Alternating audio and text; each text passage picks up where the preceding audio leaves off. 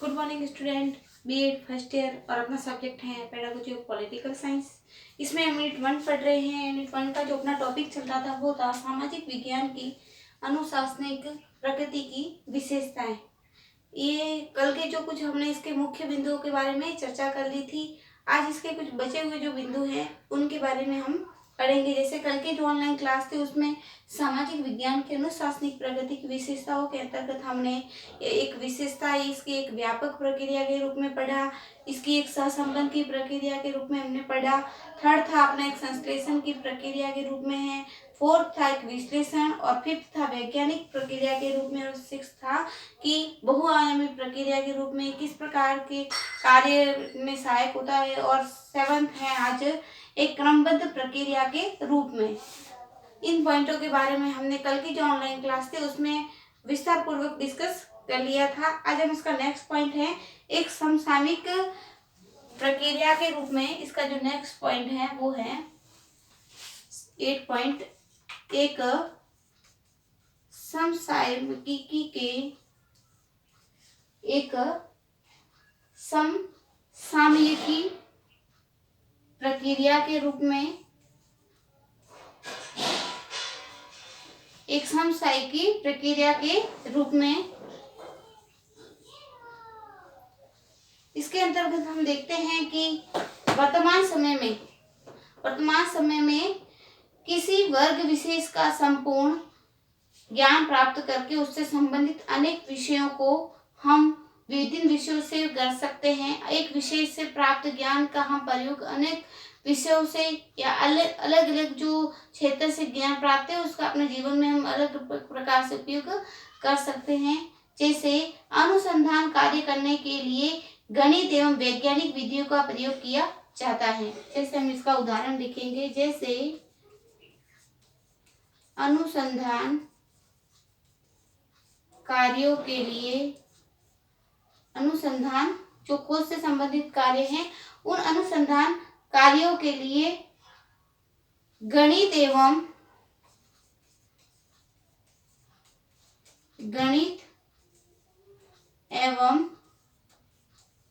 भौतिक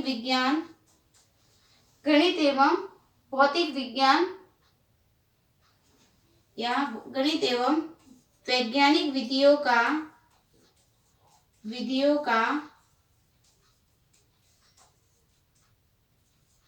प्रयोग किया जाता है। जैसे अनुसंधान की जो प्रकृति है उसमें हम कार्य करने के लिए हम गणित एवं जो वैज्ञानिक विधियां हैं उसको प्रयोग किया जाता है। तो एक अनुसंधानकर्ता को विज्ञान, उस गणित एवं कंप्यूटर आदि का ज्ञान होना चाहिए। जो अनुसंधान करता है इस संदर्भ में उसको जब वो अनुसंधान करता है तो उसको गणित से संबंधित ज्ञान तो होगा ही, उसके साथ साथ उसको विज्ञान एवं कंप्यूटर आदि का नॉलेज भी होना चाहिए। इस प्रकार अनुशासनिक प्रकृति में उस समसामयिकी को मार्ग को प्रत्येक शैक्षिक क्षेत्र में प्रस्तुत किया जाना चाहिए जिसकी आवश्यकता प्रत्येक व्यक्ति एवं समाज को अनिवार्य रूप से होती है। इसका 9th पॉइंट है कि एक राष्ट्रीय समृद्धि की प्रक्रिया, एक राष्ट्रीय समृद्धि की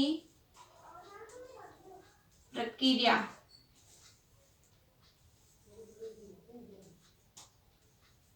एक राष्ट्रीय समृद्धि की प्रक्रिया के अंतर्गत हम देखते हैं कि अनुशासनिक जो प्रकृति होती है उस अनुशासनिक प्रकृति का उपयोग शैक्षिक, सामाजिक एवं राजनीतिक क्षेत्र में व्यापक रूप से किया जाता है। जो अनुसंधान प्रकृति है उसका हम शैक्षिक क्षेत्र में भी कर सकते हैं, सामाजिक क्षेत्र में भी कर सकते हैं और राजनीति के क्षेत्र में भी अलग अलग इसके प्रयोग होते हैं। अतः अनुशासनिक प्रकृति का ज्ञान ही राष्ट्रीय समृद्धि का मार्ग प्रशस्त करता है। जैसे एक देश में शिक्षा क्षेत्र में अनुशासनिक ज्ञान, जैसे हम उदाहरण के माध्यम से पढ़ते हैं, तो एक देश में शिक्षा के क्षेत्र में अनुशासनिक ज्ञान का उपयोग प्रत्येक स्तर पर सर्वोत्तम पाठ्यचर्या का निर्माण में किया जाता है तथा विद्यालय गतिविधियों को क्रमबद्ध रूप में संपन्न किया जाता है। जिसके परिणाम स्वरूप छात्रों को सर्वांगीण विकास संभव होता है, जिससे राष्ट्रीय समृद्धि प्राप्त की जा सकती है। अतः अनुशासनिक ज्ञान की प्रकृति प्रत्यक्ष एवं अप्रत्यक्ष रूप से राष्ट्रीय समृद्धि का मार्ग प्रशस्त करती है। यानी उस विद्यालय के अंदर बालक होंगे, वो अलग अलग प्रकार से ज्ञान अर्जित करेंगे, सामाजिक क्षेत्र में भी वृद्धि करेंगे, राजनीतिक क्षेत्र में भी वृद्धि करेंगे और शैक्षिक क्षेत्र में भी वृद्धि करेंगे। इस प्रकार वो राष्ट्रीय समृद्धि के लिए भी लाभप्रद होती है। नेक्स्ट पॉइंट है सर्वांगीण विकास की प्रक्रिया। सर्वांगीण विकास की प्रक्रिया।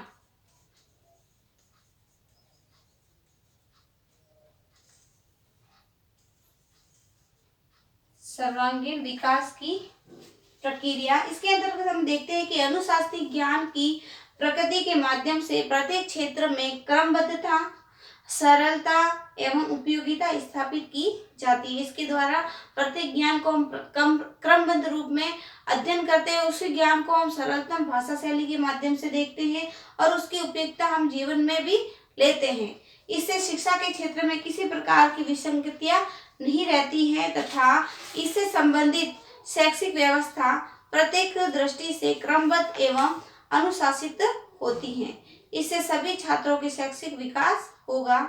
शिक्षा की सर्वोत्तम व्यवस्था के आधार पर सामाजिक एवं राजनीतिक व्यवस्था सर्वोत्तम रूप से संपन्न की जाती है, जिसके परिणाम स्वरूप छात्रों का सर्वांगीण विकास संभव होता है। अनुशासनिक ज्ञान के अभाव में छात्रों का सर्वांगीण विकास करना असंभव माना जाता है। अतः इसे सर्वांगीण विकास की प्रक्रिया के रूप में भी अपना सकते हैं। नेक्स्ट पॉइंट है समस्या समाधान की प्रक्रिया। 11 पॉइंट है अपना समस्या समाधान की प्रक्रिया। समस्या समाधान की प्रक्रिया के रूप में इसके अंतर्गत देखते हैं कि भारत के अंदर या अनुशासनिक ज्ञान के आधार पर विभिन्न प्रकार की जो शैक्षिक एवं जो सामाजिक समस्याओं का समाधान प्रस्तुत किया जाता है। जैसे भारतीय समाज की प्रमुख आकांक्षा छात्रों में नैतिकता एवं मानवता विकास संबंधी होती है। यानी भारतीय समाज के अंतर्गत जो शिक्षा का प्रमुख आधार होगा कि छात्रों के अंदर हम नैतिकता का संचार करें, मानवता की भावना का विकास कर सके। इसी आधार पर प्राथमिक एवं उच्च प्राथमिक स्तर पर नैतिक शिक्षा का समावेश अनिवार्य पाठ्यक्रम के रूप में किया गया। इसे हम देखते हैं कि जो पूर्व प्राथमिक कक्षाएं होती हैं, उन पूर्व प्राथमिक कक्षाओं के अंतर्गत हमने नैतिक शिक्षा संबंधी एक जो पाठ्यक्रम है, उस पाठ्यक्रम को हमने जोड़ा है ताकि बालक के अंदर नैतिक भावनाओं का संचार किया जा सके। इससे छात्रों में नैतिकता एवं मानवता के जो संस्कार हैं उसको बाल्यकाल से ही स्थापित कर दिए जाते हैं। इससे भावी समाज का स्वरूप भी नैतिकता एवं मानवता के आधार पर ही दृष्टिगत होता है। इससे विविध सामाजिक समस्याओं का समाधान किया जा सकता है। इस प्रकार जो विविध सामाजिक समस्याएं हैं, उन समस्याओं का निराकरण भी हम आसानी से कर सकते हैं। इसके अंतर्गत बहुत सारी जो प्रक्रियाएं होती हैं, उन प्रक्रियाओं को अपनाकर बालक के अंदर हम नैतिक भावना का विकास कर सकते हैं, नैतिक भावना को संचारित कर सकते हैं। इस प्रकार नेक्स्ट पॉइंट है अपना वर्गीकरण की प्रक्रिया। नेक्स्ट पॉइंट है अपना वर्गीकरण की प्रक्रिया। वर्गीकरण की प्रक्रिया के रूप में अपना जो नेक्स्ट पॉइंट बनता है वो है वर्गीकरण की प्रक्रिया के रूप में। इस प्रकार अनुशासनिक ज्ञान के अंतर्गत विभिन्न विषयों एवं पाठ्यक्रमों का वर्गीकरण किया जा सकता है, जिससे छात्रों को उनकी रुचि के अनुरूप गतिविधियां प्राप्त होती हैं। जैसे एक छात्र की संगीत में रुचि है, जैसे एक छात्र की हम उसको होमवर्क देते हैं लेकिन वो होमवर्क नहीं करता है, क्लास के अंदर हमेशा कुछ ना कुछ गुनगुनाता रहता है, तो इससे हमें ये ज्ञात होना चाहिए कि बालक को ना तो पढ़ने में इंटरेस्ट है लेकिन उसको संगीत में रुचि है। इस प्रकार जब उसकी संगीत में रुचि होती है तो उसकी संगीत संबंधी पाठ्यगामी क्रियाओं को चुनने का अधिकार होता है। यानी हम जो ऐच्छिक विषय अनिवार्य विषय होते हैं, उन अनिवार्य विषयों के साथ साथ हमने ऐच्छिक विषय भी रखे हैं जिसमें बालक अपनी रुचि के अनुसार उन विषयों को चुनता है और फिर उसमें अपनी रुचि के अनुसार वो कार्य भी करता है। इस प्रकार हम पाठ्य सहगामी क्रियाओं के अंदर हमने बहुत सारी जो पाठ्य विषय वस्तु हैं, जैसे हमने म्यूजिक का रखा है, हमने डांस का रखा है, हमने अलग चित्रकला का रखा है, अलग अलग जो विषय होते हैं जो बालक की रुचि के अनुसार वो अपनाता है, उन पाठ्यक्रमों को समाहित किया गया है। यदि दूसरे छात्र की खेलों में रुचि होती है तो उसको खेल संबंधी पाठ्य सहगामी क्रियाओं को चुनने का अवसर दिया जाता है। जैसे उसकी रुचि होगी, उन्हीं पाठ्यक्रम की जो अनिवार्य विषय हैं, उन अनिवार्य विषय के साथ साथ उनको ऐच्छिक विषय भी दिए हुए हैं जिनकी रुचि के अनुसार बालक उस पाठ्यक्रम को चुनते हैं और अपने उसमें प्रदर्शन करते हैं। इस प्रकार पाठ्यक्रम एवं विषयों को उनमें समूह बनाकर प्रस्तुत किया जाता है, जिससे छात्रों को चुनाव के अवसर प्राप्त होते हैं तथा उनकी रुचि भी संतुष्ट किया जाता है। अपना नेक्स्ट पॉइंट बनता है एक समेकित प्रक्रिया। 13वां, एक समेकित प्रक्रिया के रूप में।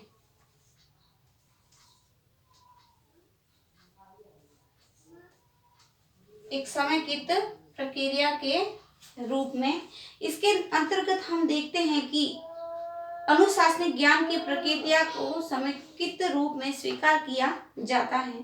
जैसे प्राथमिक एवं उच्च प्राथमिक स्तर पर विविध विषयों का स्वरूप, जो प्राथमिक एवं उच्च प्राथमिक स्तर होते हैं, उन प्राथमिक स्तरों पर विविध विषयों का स्वरूप जैसे समेकित रूप में प्रस्तुत किया जाता है। इससे सामान्य और अनिवार्य विषयों को छात्रों की आवश्यकता के अनुरूप प्रस्तुत किया जाता है। छात्रों के लिए गृह विज्ञान संबंधी तथा छात्रों के लिए कृषि विज्ञान संबंधी ज्ञान निर्धारित किया जाता है। इस पाठ्यक्रम के स्वरूप के आधार पर छात्र एवं छात्राओं का सर्वांगीण विकास एवं शैक्षिक उद्देश्यों की प्राप्ति करना संभव होता है। इससे राष्ट्रीय समृद्धि भी सरलता से प्राप्त होती है और यह समेकित प्रक्रिया के रूप में अपनाई भी जाती है। अपना नेक्स्ट पॉइंट है इसके अंदर सामाजिक प्रक्रिया। एक सामाजिक प्रक्रिया के रूप में वेरी मोस्ट है एक सामाजिक प्रक्रिया के रूप में, एक सामाजिक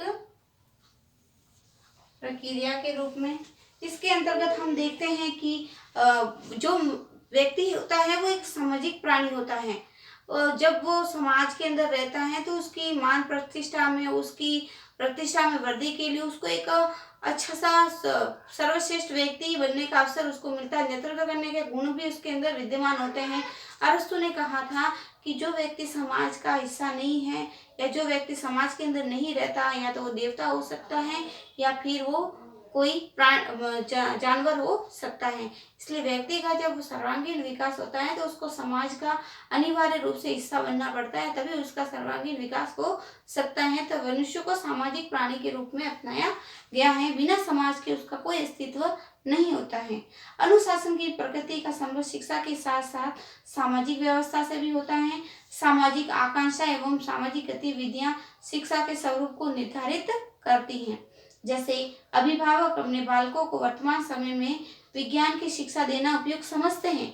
अभिभावक चाहते हैं कि बालक हमारा अच्छे से क्लास ले सके, अच्छे से पढ़े, कक्षा में अव्वल आए, तो उसके साथ उसके सामाजिक आवश्यकताएं की पूर्ति भी हो सके। तो इसके परिणाम स्वरूप वर्तमान में बालक होगा वो कंप्यूटर, विज्ञान, गणित एवं अंग्रेजी आदि विषयों को भारतीय विद्यालयों में प्राथमिक स्तर से प्रदान किया जाता है, जिससे सामाजिक आकांक्षा की पूर्ति हो सके।